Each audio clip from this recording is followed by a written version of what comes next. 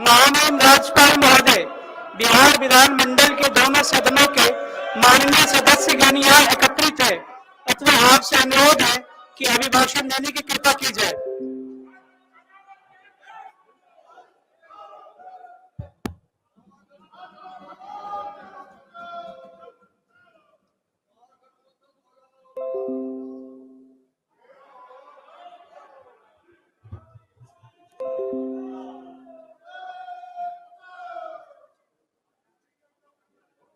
बिहार के विधानमंडल के माननीय सदस्यगण, मैं नववर्ष के प्रथम सत्र के अवसर पर बिहार विधानमंडल के दोनों सदनों के साथ समवेत अधिवेशन में आप सभी को शुभकामनाएं देता हूं तथा राज्य की खुशहाली एवं बहुआयामी विकास की कामना भी करता हूं। इस सत्र में वित्तीय, विधायी एवं अन्य महत्वपूर्ण कार्य संपन्न होने हैं। बिहार विधानमंडल के सभी सदस्यों से बिहार के विकास के लिए रचनात्मक भूमिका अदा करने की अपेक्षा भी करता हूं। आपके बहुमूल्य सुझाव एवं विमर्श से बिहार की प्रगति को बल मिलेगा। राज्य सरकार ने हमेशा सुशासन एवं न्याय के साथ विकास पर जोर दिया है। सरकार द्वारा अपराध नियंत्रण एवं विधि व्यवस्था संधारण के लिए सभी आयामों पर योजनाबद्ध तरीके से काम किया जा रहा है। जन कल्याणकारी आपातकालीन सेवा डायल 112 का शुभारंभ 6 जुलाई 2022 को किया गया। इस व्यवस्था के अंतर्गत किसी भी प्रकार की आपातकालीन स्थिति जैसे कि अपराध की घटना, आग लगने की घटना, वाहन दुर्घटना, इसकी स्थिति में या महिला, बच्चों एवं वरिष्ठ नागरिकों की सुरक्षा से संबंधित स्थिति में बिहार के किसी भी कोने से कोई भी पीड़ित व्यक्ति 112 नंबर पर निःशुल्क कॉल कर सकता है। सभी कॉल पटना स्थित कमांड एंड कंट्रोल सेंटर में प्राप्त होंगे और आवश्यकता के अनुसार पीड़ित व्यक्ति को सहायता उपलब्ध करने के लिए 15 मिनट या 20 मिनट के अंदर इमरजेंसी रिस्पांस वाहन घटनास्थल पर पहुंच जाएंगे। इस हेतु अब तक पुलिस बल के साथ 400 डेडिकेटेड वाहन तैनात किए गए हैं। अपराध नियंत्रण को दृष्टिगत रखते हुए बिहार पुलिस तंत्र के सुदृढ़ीकरण के लिए व्यापक व्यवस्था की जा रही है तथा इसके लिए बढ़ती जनसंख्या के अनुपात में आवश्यकता आधारित सीधी नियुक्ति के 75,543 अतिरिक्त पदों का सृजन किया गया है। राज्य सरकार द्वारा गांधी मैदान पटना में एक बृहद समारोह का आयोजन कर 10,459 नवनियुक्त पुलिस कर्मियों को एक साथ नियुक्ति पत्र वितरित किया गया है। इसके अतिरिक्त बिहार पुलिस सेवा संवर्ग के अंतर्गत पुलिस उप अधीक्षक के 91 पदों पर इस वर्ष 2022 में नियुक्ति कर ली गई है एवं पुलिस उप अधीक्षक तथा उनसे वरीय स्तर के कुल 181 नए पदों का सृजन भी किया गया है। राज्य के सभी अधिसूचित पुलिस थाना एवं ओपी एवं अन्य पुलिस भवनों के साथ साथ पुलिस लाइन के लिए भवन निर्माण कार्य को राज्य सरकार द्वारा प्राथमिकता की सूची में शामिल करते हुए सघन अभियान के तहत भूमि की प्राप्ति एवं भवन निर्माण की कार्रवाई प्रारंभ की गई है। राज्य के कुल 1263 अधिसूचित थानों एवं ओपी में से 471 भवनहीन थाना थे। जिसमें अब तक 421 स्थानों के लिए भूमि उपलब्ध कराते हुए भवन निर्माण हेतु प्रशासनिक आदेश निर्गत किए गए हैं। शेष 50 भवनहीन थानों एवं ओपी के लिए भूमि चिन्हित करते हुए भवन निर्माण हेतु प्रशासनिक स्वीकृति निर्गत करने की कार्रवाई प्रक्रियाधीन है। राज्य के 44 पुलिस लाइन में से 33 पुलिस लाइन के लिए भवन उपलब्ध है। शेष सभी 11 पुलिस लाइन के लिए भूमि चिन्हित करते हुए 8 पुलिस लाइन के भवन निर्माण का आदेश निर्गत किया जा चुका है एवं 3 पुलिस लाइन के भवन निर्माण की प्रशासनिक स्वीकृति का प्रस्ताव प्रक्रियाधीन है। इन कार्यों के लिए वित्तीय वर्ष 2022-23 में राज्य योजना मद से कुल मिलाकर 1,875 करोड़ रुपयों का उद्व्यय स्वीकृत किया गया है। इन भवनों के निर्माण की जिम्मेदारी बिहार पुलिस भवन निर्माण निगम की है।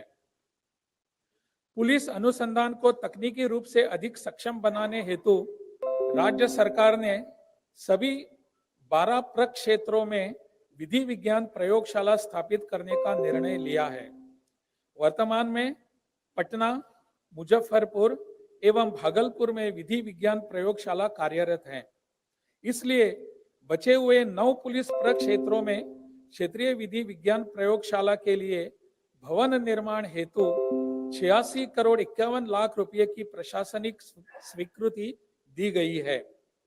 पुलिस की विभिन्न शाखाओं तथा अपराध अनुसंधान विभाग, विशेष शाखा, विशेष अभियान दल, आर्थिक अपराध इकाई एवं मद्य निषेध इकाइयों के बीच बेहतर समन्वय के उद्देश्य से संयुक्त भवन बनाने का भी निर्णय लिया गया है। इनके निर्माण से सभी 12 पुलिस प्रक्षेत्रों में क्षेत्रीय विधि विज्ञान प्रयोगशाला एवं संयुक्त भवन उपलब्ध हो जाएंगे। सुरक्षा के दृष्टिकोण से लगभग 74 करोड़ रुपयों की लागत से राज्य के सभी थानों में सीसीटीवी कैमरे लगाए गए हैं और इसके अतिरिक्त राज्य के 38 जिला स्तरीय एवं 40 अनुमंडल स्तरीय न्यायालयों में लगभग 65 करोड़ रुपयों की लागत से सीसीटीवी कैमरा अधिष्ठापित करने की स्वीकृति भी प्रदान की गई है। सरकार भ्रष्टाचार के खिलाफ जीरो टॉलरेंस नीति पर काम कर रही है। इसके लिए कई मोर्चों पर एक साथ काम किया जा रहा है। लोक निधि के दुरुपयोग को रोकने एवं लोक निर्माण में गुणवत्ता सुनिश्चित करने की दिशा में कार्रवाई की जा रही है। वर्ष 2022 में निगरानी विभाग के अधीनस्थ संस्थानों यथा निगरानी, अन्वेषण ब्यूरो एवं विशेष निगरानी इकाई द्वारा कुल 85 मामले दर्ज किए गए हैं, जिसमें ट्रैप के माध्यम से रंगे हाथ पकड़ने के कुल 52 मामले, प्रत्यानुपातिक धनार्जन के 29 मामले, पद के दुरुपयोग से संबंधित 3 मामले एवं 1 अन्य मामले दर्ज किए गए हैं। साथ ही अनुसंधानरत 86 मामलों में आरोप पत्र विभिन्न निगरानी न्यायालयों में समर्पित किया गया है। भ्रष्टाचार पर नियंत्रण हेतु विभागीय एवं जिला स्तरीय निगरानी कोषांगों का गठन किया गया है। शराबबंदी से जुड़े कारोबारियों एवं अवैध शराब बनाने वालों के विरुद्ध अभियान चलाकर कार्रवाई की जा रही है। वर्ष 2022 में राज्य के बाहर से 2651 अभियुक्त गिरफ्तार किए गए, जिसमें 115 शराब के बड़े व्यापारी भी शामिल हैं। साथ ही साथ इस धंधे से जुड़े निर्दय व्यक्तियों को शराब के धंधे को छोड़ने के लिए प्रेरित किया जा रहा है एवं उन्हें सतत जीविकोपार्जन योजना के माध्यम से वैकल्पिक रोजगार के साधन उपलब्ध कराए जा रहे हैं। विगत 3 वर्षों से भारत सहित पूरा विश्व कोरोना महामारी से प्रभावित रहा है।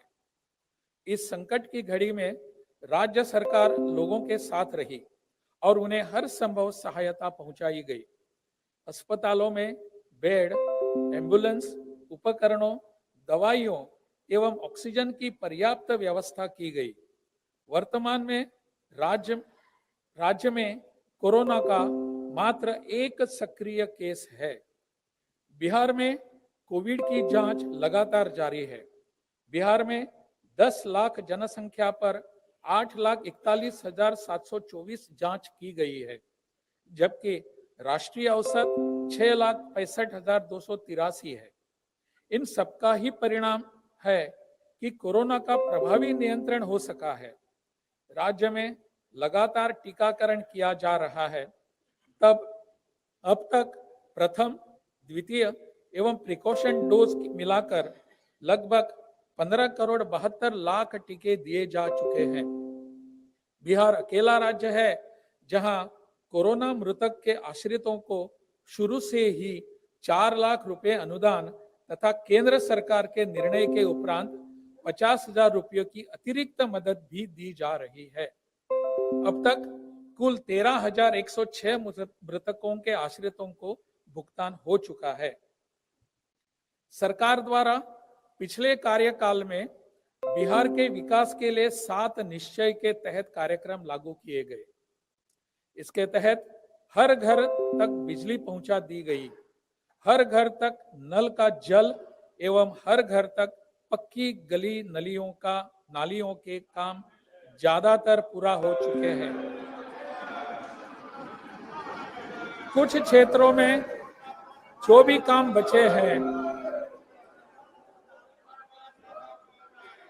उन पर तेजी से काम हो रहा है और संबंधित विभाग इस पर निगरानी रखे हुए हैं। 7 निश्चय के तहत बिहार में युवाओं के संचालित उच्च शिक्षा के लिए बिहार स्टूडेंट्स क्रेडिट कार्ड योजना, युवाओं को रोजगार ढूंढने में मदद करने हेतु स्वयं सहायता भत्ता योजना, युवाओं को कंप्यूटर संवाद कौशल एवं व्यवहार कौशल का प्रशिक्षण देने हेतु कुशल युवा जैसे कार्यक्रमों का पूर्ववत चलाया जा रहा है। साथ ही पूर्व से निर्मित योजनाओं यथा हर घर नल का जल, हर घर तक पक्की गली नालियों एवं हर घर शौचालय आदि की योजनाओं का मेंटेनेंस किया जा रहा है।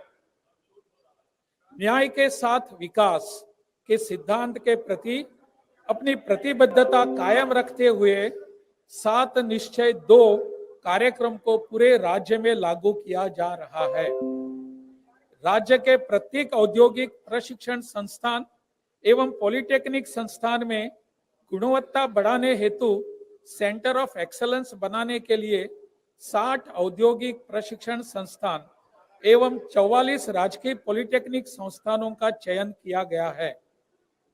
इन संस्थानों में नए एवं उभरते हुए तकनीक की क्षेत्र के पाठ्यक्रमों यथा drone technology, electrical vehicle, artificial intelligence, 3D printing आदि चयन कर प्रशिक्षण आरंभ किया गया है। अनुसूचित जाति एवं अनुसूचित जनजाति के युवाओं में उद्यमिता को प्रोत्साहित करने हेतु मुख्यमंत्री अनुसूचित जाति एवं अनुसूचित जनजाति उद्यमी योजना पूर्व से लागू है। बाद में यह योजना अति पिछड़ा वर्ग के युवाओं के लिए भी विस्तारित कर दी गई है। 7 निश्चय 2 के तहत सभी वर्गों के महिलाओं के लिए इस योजना का लाभ दिया जा रहा है, जिसके तहत 10 लाख रुपए तक की सहायता, जिसमें 5 लाख रुपए का अनुदान एवं 5 लाख रुपए तक का ब्याज मुक्त ऋण दिया जा रहा है। 7 निश्चय 2 के तहत अन्य वर्गों के युवाओं के लिए भी उद्यमी योजना शुरू की गई है, जिसमें 5 लाख का अनुदान एवं 5 लाख का ऋण मात्र 1% ब्याज पर दिया जा रहा है।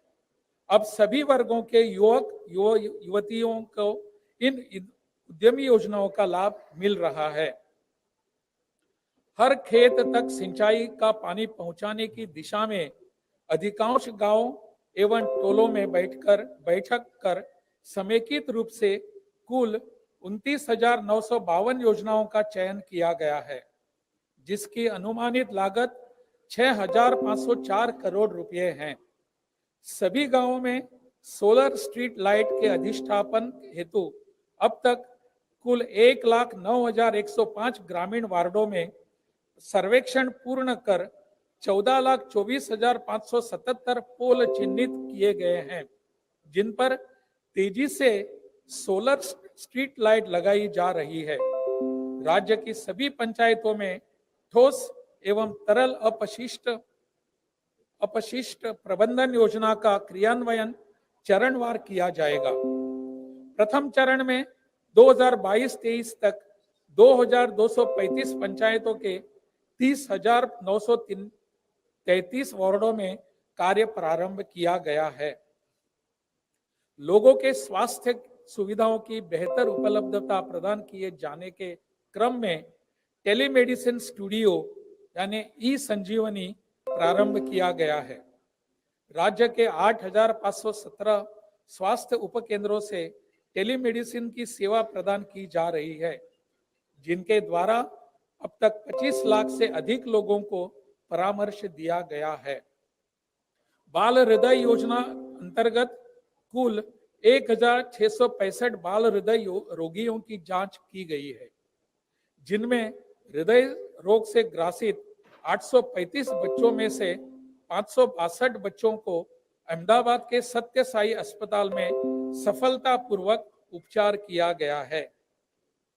राज्य में सड़कों तथा पुल पुलियों का जाल बिछाया गया है। विगत वर्षों में 7,000 से अधिक पुल पुलियों का निर्माण कराया गया है। सुगम यातायात हेतु पटना में कई फ्लाईओवरों एवं एलिवेटेड सड़कों का निर्माण किया गया है। जेपी गंगा पथ के दीघा से पटना मेडिकल कॉलेज एवं अस्पताल तक के भाग को लोगों के लिए शुरू किया गया है। इसे लेकर लोग बहुत उत्साहित हैं और हजारों की संख्या में लोग जेपी गंगा पथ को देखने जा रहे हैं। जेपी गंगा पथ के शेष भाग पटना मेडिकल कॉलेज एवं अस्पताल से लेकर दीदारगंज तक को दिसंबर 2023 तक पूरा करने का लक्ष्य है। कई जिलों में फ्लाईओवर एवं बाईपास के निर्माण चल रहे हैं। वर्तमान वित्तीय वर्ष के दौरान राज्य में अनेक महत्वपूर्ण भवनों का निर्माण कराया गया है, जिसमें बोध गया में महाबोधि सांस्कृतिक केंद्र, दरभंगा में तारामंडल, पटना में पुनर्निर्मित अंजुमन इस्लामिया हॉल एवं पटना सिटी में स्थित प्रकाश पुंज प्रमुख है। अब पथ निर्माण एवं ग्रामीण कार्य विभाग की सड़कों, पुल पुलियों तथा सरकारी भवनों में मेंटेनेंस का कार्य विभागीय स्तर पर करने की व्यवस्था की जा रही है। इन भवनों में बिहार चिकित्सा सेवाएं एवं आधारभूत संरचना निगम, बिहार राज्य शैक्षणिक आधारभूत संरचना विकास निगम एवं बिहार पुलिस भवन निर्माण निगम के द्वारा निर्मित भवन भी शामिल हैं। कृषि राज्य की अर्थव्यवस्था की रीढ़ है, इसलिए राज्य सरकार ने शुरू से ही कृषि एवं संबद्ध क्षेत्रों के विकास को सर्वोच्च प्राथमिकता दी है। कृषि के सर्वांगीण विकास के लिए वर्ष 2008 से ही कृषि रोड मैप बनाकर अनेक कार्यक्रम चलाए जा रहे हैं।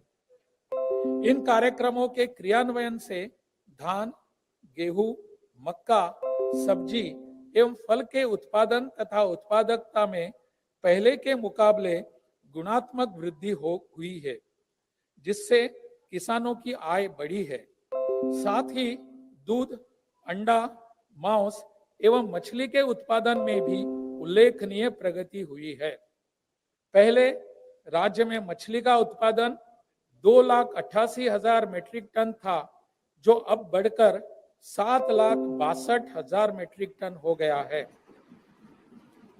जहां अन्य राज्यों से मछली मंगानी पड़ती थी, अभी बिहार मछली उत्पादन में लगभग आत्मनिर्भर हो गया है।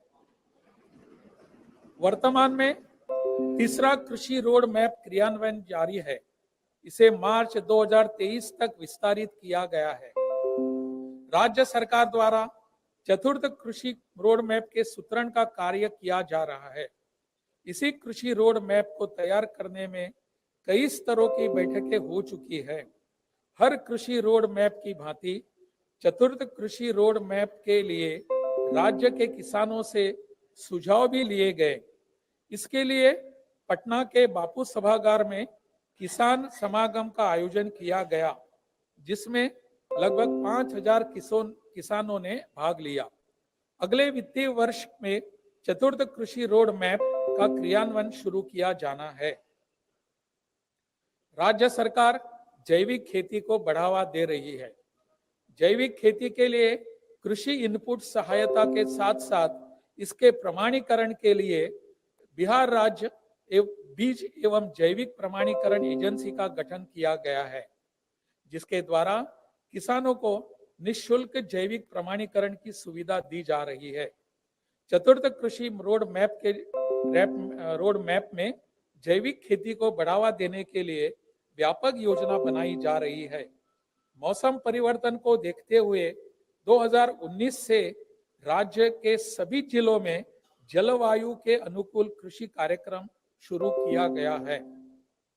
वैज्ञानिकों की देखरेख में कृषि विज्ञान केंद्र एवं खेतों के प्रशिक्षण के माध्यम से किसानों को नई तकनीकों, फसल चक्र, जीरो टिलेज खेती आदि के बारे में प्रशिक्षण दिया जा रहा है। अब तक 2,67,000 किसानों को प्रशिक्षित किया गया है।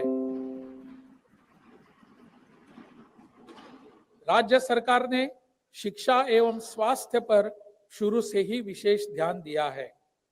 प्राथमिक एवं माध्यमिक शिक्षा के क्षेत्र में एक और जहां पोशाक, साइकिल, छात्रवृत्ति एवं अन्य कई योजनाएं लागू की गई है, वहीं दूसरी ओर विद्यालयों में आधारभूत संरचनाओं को मजबूत किया गया है। बालिका शिक्षा का जनसंख्या के स्थिरीकरण में बिल्कुल सीधा संबंध है। इसलिए राज्य की प्रत्येक पंचायत में एक उच्च माध्यमिक विद्यालय खोलने का निर्णय लिया गया है। अब लगभग सभी पंचायतों में उच्च माध्यमिक विद्यालय स्थापित हो गए हैं। नए उत्क्रमित उच्च माध्यमिक विद्यालयों में भवन एवं पर्याप्त वर्ग कक्षाओं का निर्माण का काम तेजी से कराया जा रहा है।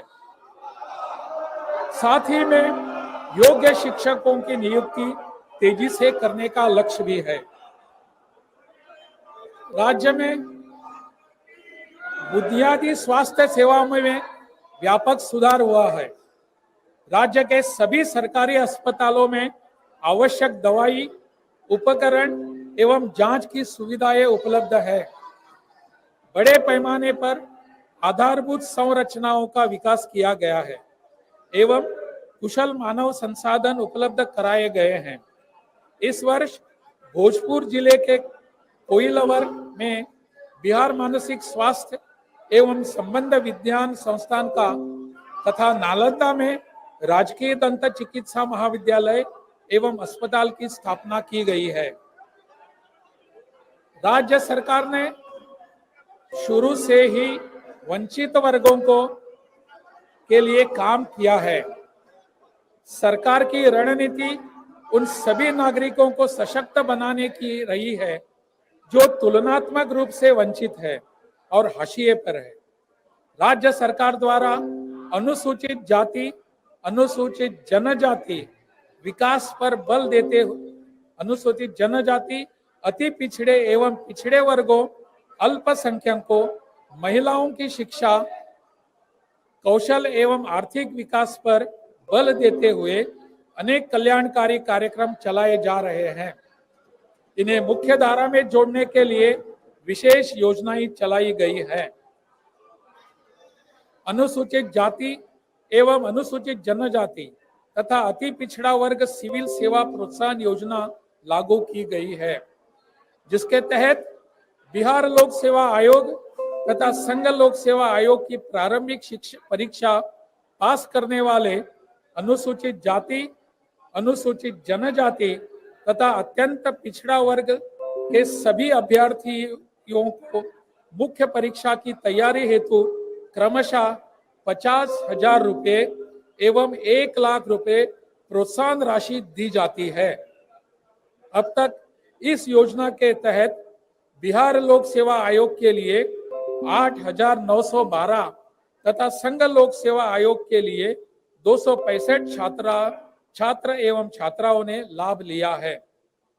मुख्यमंत्री ग्राम परिवहन योजना के अंतर्गत कमजोर तबके के युवाओं को रोजगार के लिए हर पंचायत में 7 वाहन की खरीद हेतु 1,00,000 रुपए प्रति वाहन अनुदान का प्रावधान है, जिसमें 4 अनुसूचित जाति एवं अनुसूचित जनजाति तथा 3 अति पिछड़ा वर्ग के युवाओं के लिए है।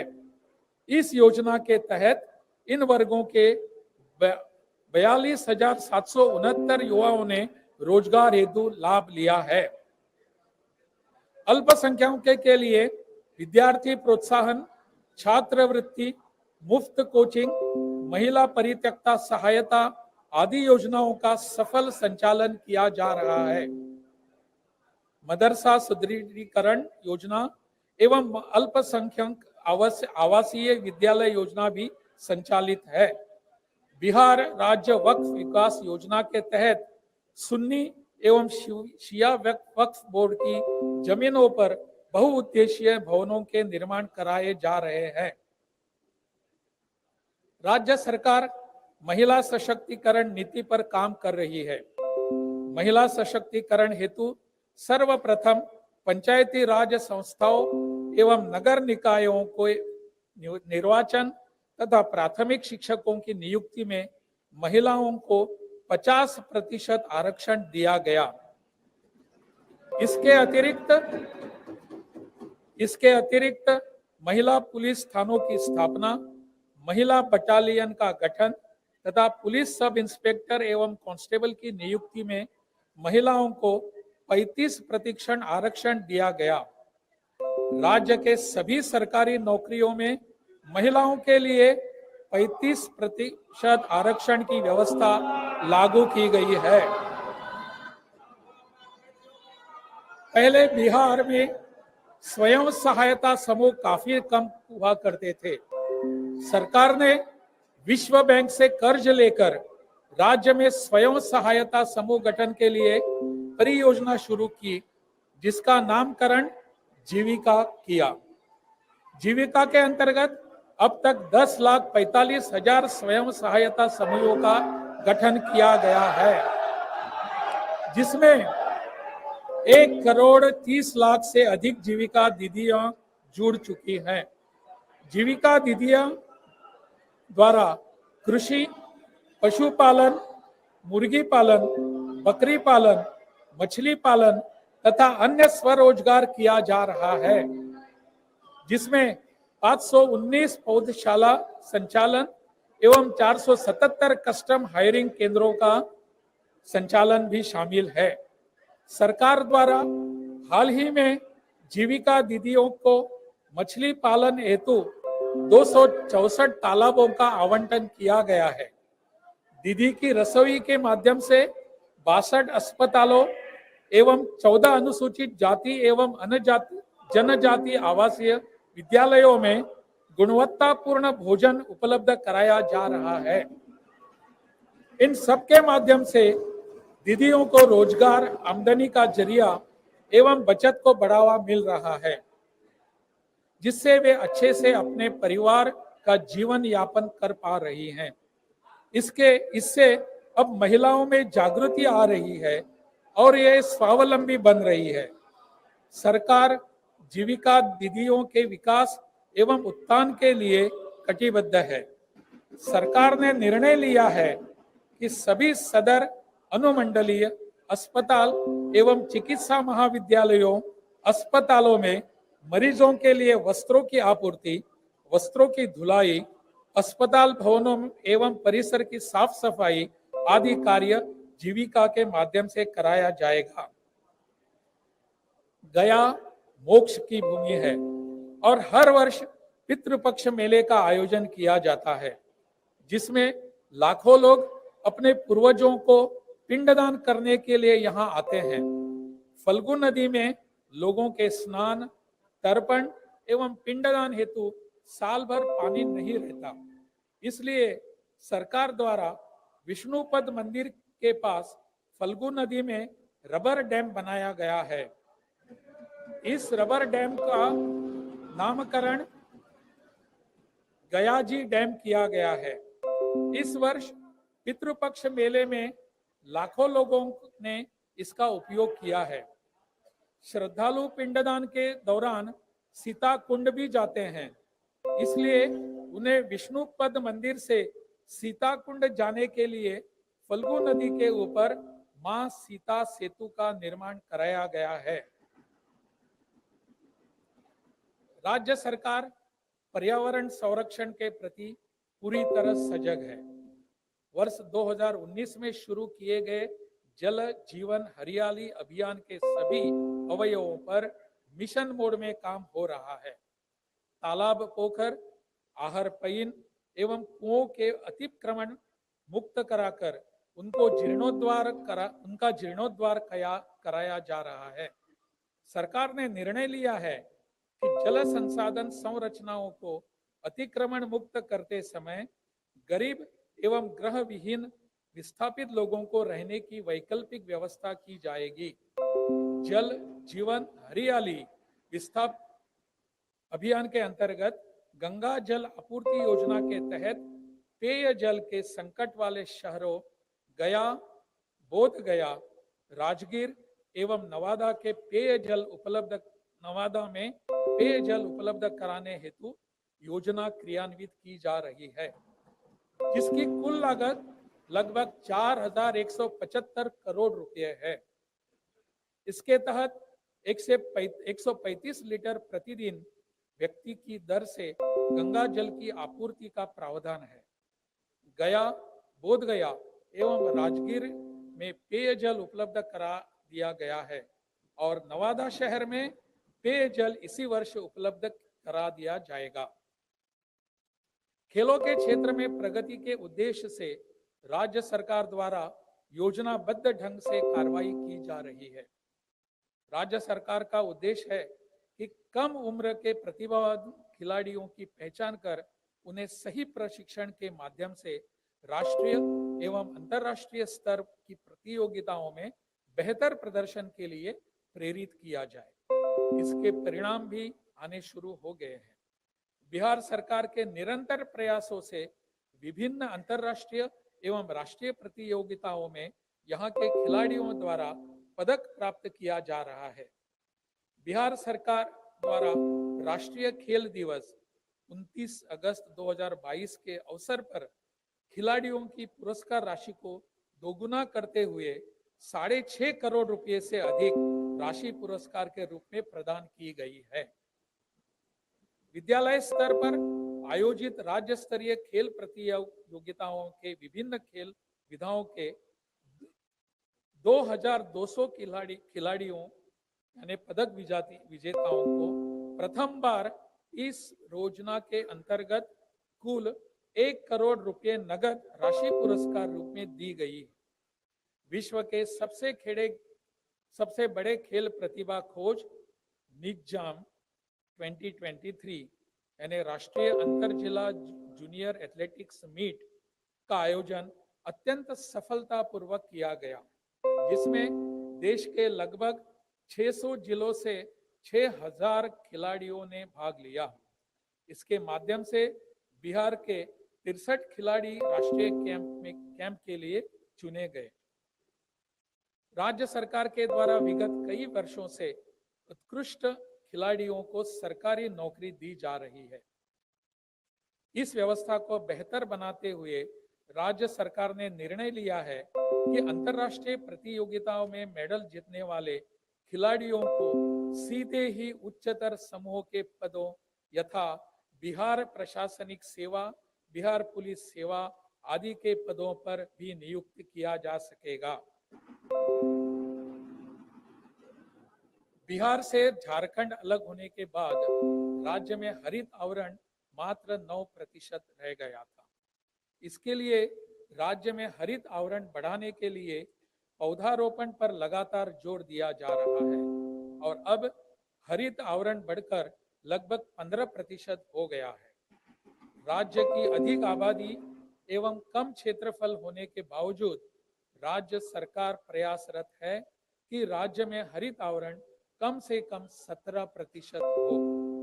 राज्य में इको टूरिज्म का विकास किया जा रहा है, जिससे पर्यटकों की संख्या बढ़ने लगी है। राज्य सरकार न्याय के साथ विकास के सिद्धांत पर लगातार चल रही है। इसी सिद्धांत के अगले आयाम के तहत राज्य के सभी वर्गों की बहुमुखी विकास को सुनिश्चित करने के उद्देश्य से जाति आधारित गणना का कार्य करा रही है। सभी माननीय विधायकों द्वारा सर्वसम्मति से पारित किए गए प्रस्तावों को ध्यान में रखते हुए 2 जून 2022 को राज्य सरकार ने अपने वित्तीय स्रोतों से जाति आधारित गणना करने का निर्णय लिया और इस पर तेजी से अग्रसर भी है। आपको बताते हुए हर्ष है कि राज्य सरकार ने इस कार्यक्रम का प्रथम चरण 21 जनवरी 2023 को पूर्ण कर लिया है और द्वितीय चरण भी निर्धारित कार्यक्रम के अनुसार नियत समय में पूर्ण कर लिए जाने का लक्ष्य है।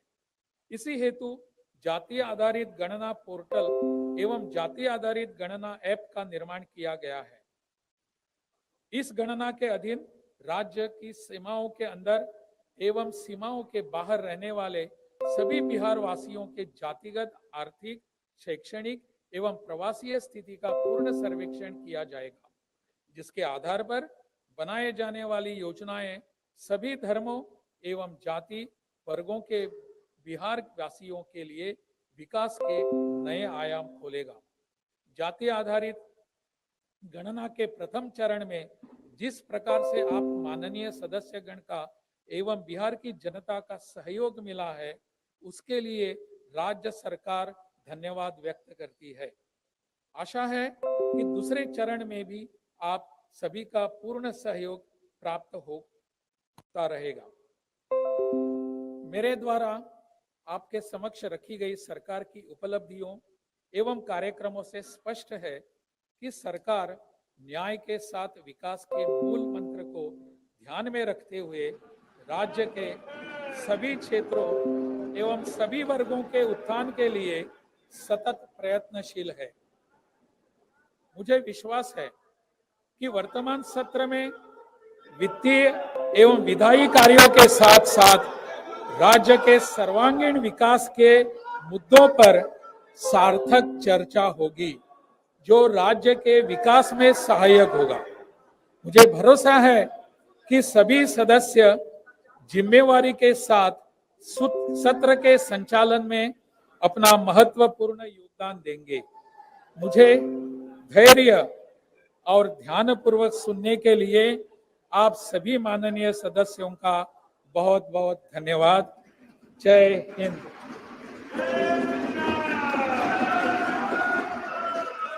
महामहिम राज्यपाल महोदय का अभिभाषण समाप्त हुआ।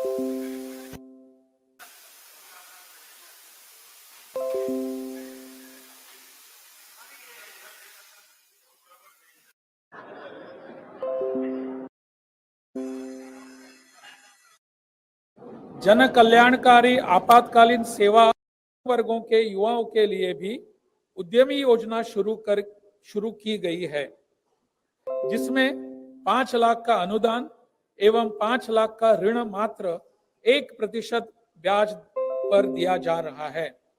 अब सभी वर्गों के युवतियों को इन उद्यमी योजनाओं का लाभ मिल रहा है। हर खेत तक सिंचाई का पानी पहुंचाने की दिशा में अधिकांश गांवों एवं टोलों में बैठक कर समेकित रूप से कुल 29,952 योजनाओं का चयन किया गया है, जिसकी अनुमानित लागत 6,504 करोड़ रुपए है। सभी गांवों में सोलर स्ट्रीट लाइट के अधिष्ठापन हेतु अब तक कुल 1,09,105 ग्रामीण वार्डों में सर्वेक्षण पूर्ण कर 14,24,577 पोल चिन्हित किए गए हैं, जिन पर तेजी से सोलर स्ट्रीट लाइट लगाई जा रही है। राज्य की सभी पंचायतों में ठोस एवं तरल अपशिष्ट प्रबंधन योजना का क्रियान्वयन चरणवार किया जाएगा।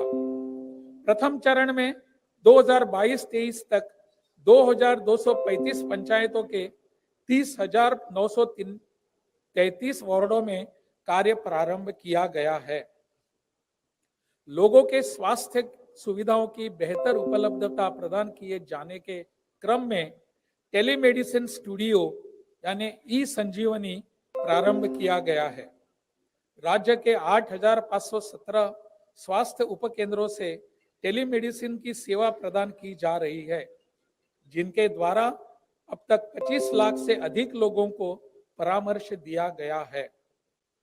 बाल हृदय योजना अंतर्गत कुल 1,665 बाल हृदय रोगियों की जांच की गई है, जिनमें हृदय रोग से ग्रसित 835 बच्चों में से 562 बच्चों को अहमदाबाद के सत्य साई अस्पताल में सफलतापूर्वक उपचार किया गया है। राज्य में सड़कों तथा पुल पुलियों का जाल बिछाया गया है।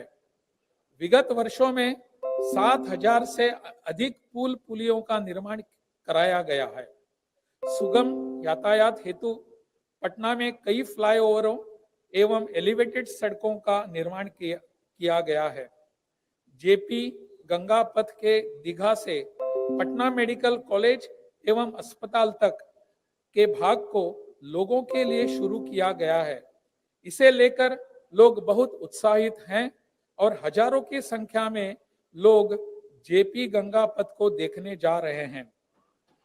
जेपी गंगा पथ के शेष भाग पटना मेडिकल कॉलेज एवं अस्पताल से लेकर दीदारगंज तक को दिसंबर 2023 तक पूरा करने का लक्ष्य है।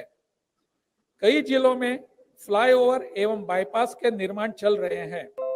वर्तमान वित्तीय वर्ष के दौरान राज्य में अनेक महत्वपूर्ण भवनों का निर्माण कराया गया है, जिसमें बोध गया में महाबोधि सांस्कृतिक केंद्र, दरभंगा में तारामंडल, पटना में पुनर्निर्मित अंजुमन इस्लामिया हॉल एवं पटना सिटी में स्थित प्रकाश पुंज प्रमुख है। अब पथ निर्माण एवं ग्रामीण कार्य विभाग की सड़कों, पुल पुलियों तथा सरकारी भवनों में मेंटेनेंस का कार्य विभागीय स्तर पर करने की व्यवस्था की जा रही है।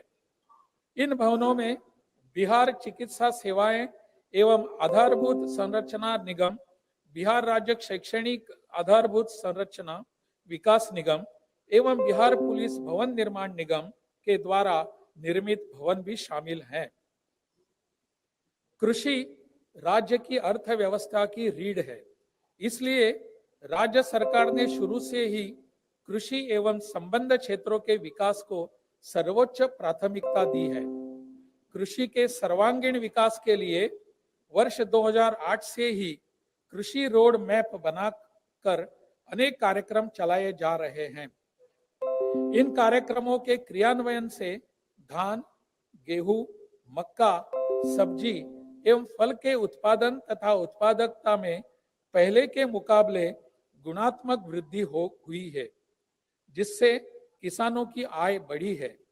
साथ ही दूध, अंडा, मांस एवं मछली के उत्पादन में भी उल्लेखनीय प्रगति हुई है।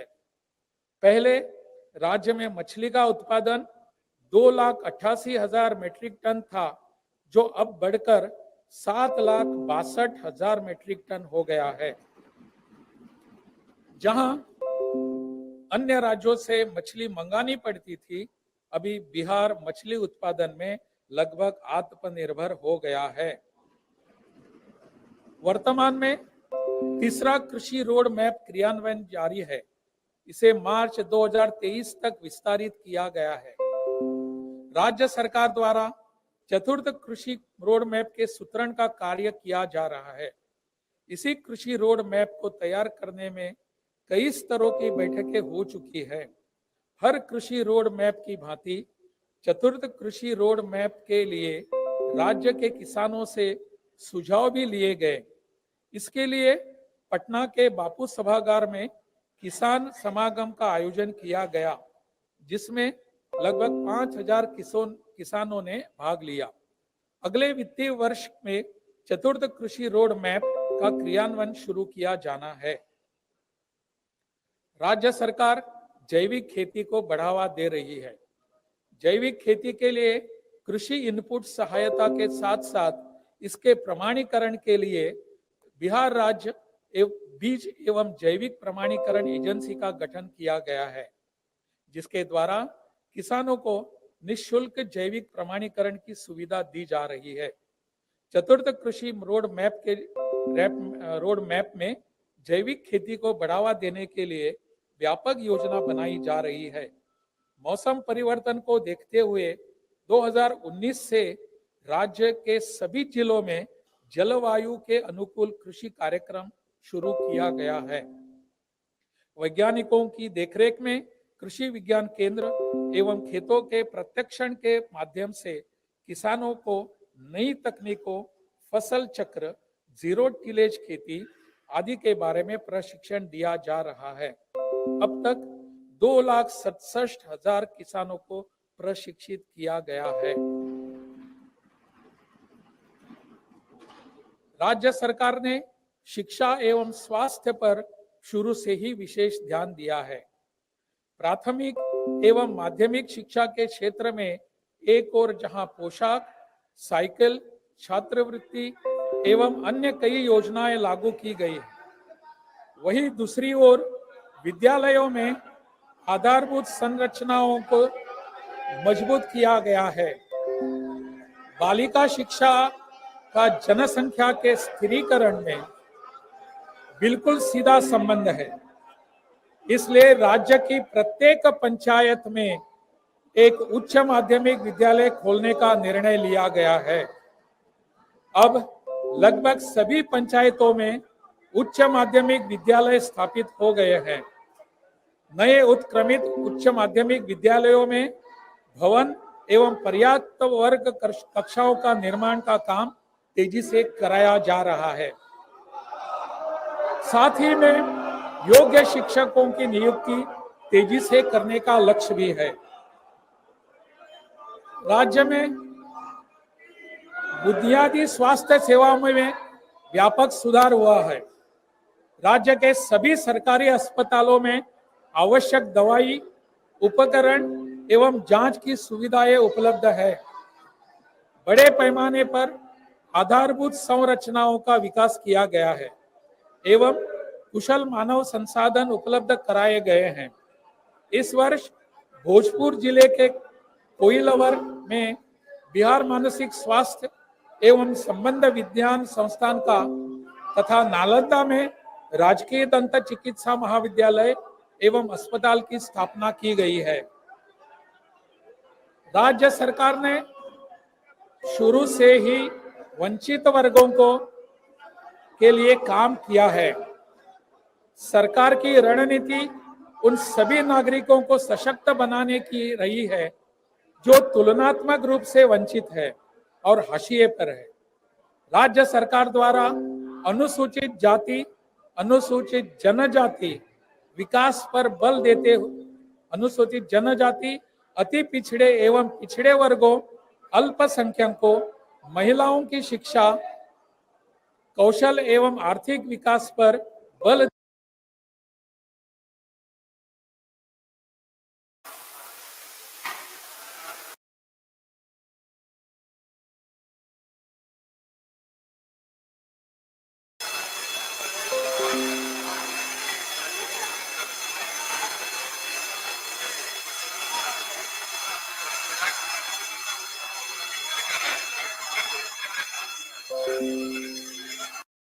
में से 33 पुलिस लाइन के लिए भवन उपलब्ध है।